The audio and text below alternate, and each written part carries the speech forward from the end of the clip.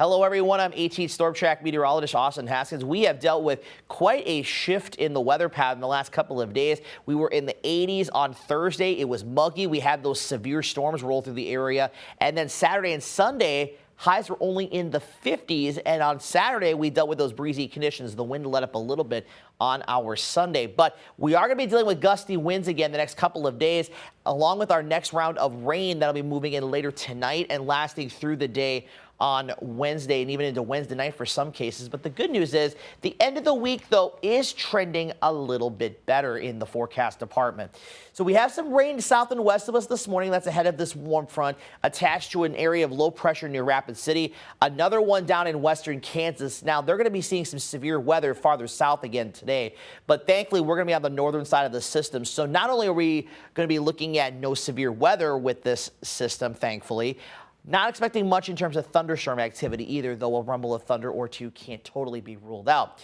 Before we get to that, though, I do want to mention about the wind really quick. Easterly winds today, 10 to 20, could gust up to 30. We'll have that again tonight. Tomorrow, though, I think is when the wind is going to be strongest. East 10 to 25, could gust up to 40 miles per hour. Then by Wednesday, the wind will let up a little bit. So, future track's going to show the low pressure slowly moving to the east. Of course, thunderstorms, severe weather farther to the south. But for us today, we will remain dry.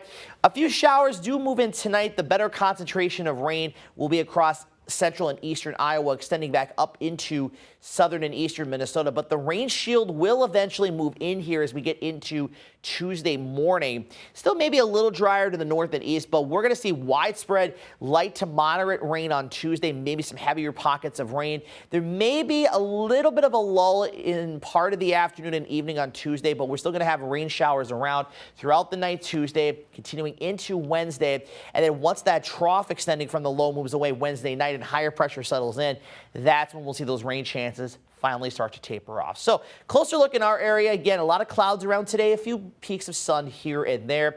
We could have a couple of showers as early as about, say, 9, 10 o'clock tonight, but the better concentration of rain through about the early overnight hours will be west and southwest of mainly 94 and 12.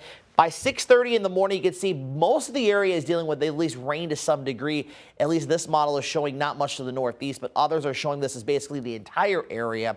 And then as we go throughout the day, again, moderate rainfall rates, maybe some heavier downpours. We get a little bit of a break potentially, and then we'll just see some showers kind of lingering even into the day on Wednesday as well, and even into Wednesday afternoon.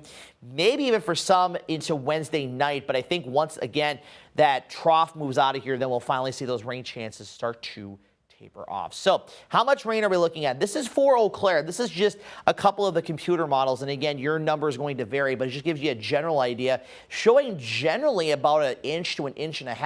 I think the Europeans are running a little high on totals. That's closer to 3 inches. But I think most areas are going to see anywhere from about 1/4 of an inch to 1 inch of rain. And when you look at this map, which takes all of the models together, it's showing a lot less to the northeast and more to the southwest. And this is over the next 3 days, so through Thursday morning.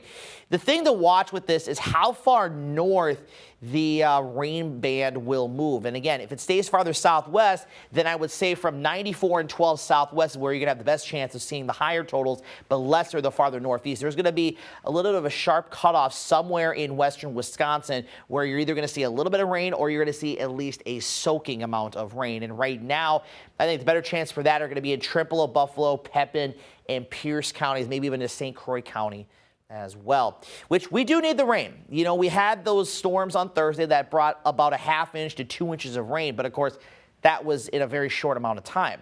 We've only had 1.3 inches of rain for the month, and of course, the rain we had on Thursday for some was the first we've had since the beginning of the month. We're about 0.83 of an inch below average for the month. Still got a surplus, though, for meteorological spring, but our yearly deficit now about 1/4 of an inch below average. So we will certainly welcoming in the rain. That'll lower the fire danger risk, which is good as you get towards Memorial Day weekend. So if you want to be able to maybe have a campfire outdoors, kind of, bring in the unofficial welcome to summer, well, at least that'll be some good news there. And speaking of that, it looks like we are going to actually see a quieter stretch of weather as we head into the second half of this week, end of the week, and into Memorial Day weekend. But keep in mind, some of the models, too, are still wanting to show some rain moving in over the weekend, but the variance is kind of pretty wide right now. So right now we're keeping rain chances on the lower side of things, but just know that could change in upcoming or in over the next couple of days, I should say. Highs today, upper 50s and low 60s across the area. A little bit of a cool day. That's about 10 degrees below average. Back into the low to mid 40s for tonight. Highs tomorrow, upper 40s and low 50s. A lot of us could see our highs overnight tonight into early tomorrow morning. If you're lucky enough, Rice Lake, Ladysmith, Medford, if the rain holds off a little bit longer, you could sneak into the mid 50s for a brief period of time. And then we'll mostly be about 57 to 60 on Wednesday, and then we'll be back into the mid 60s Thursday, and then mid to upper 60s to near 70 for Friday, Saturday, and Sunday.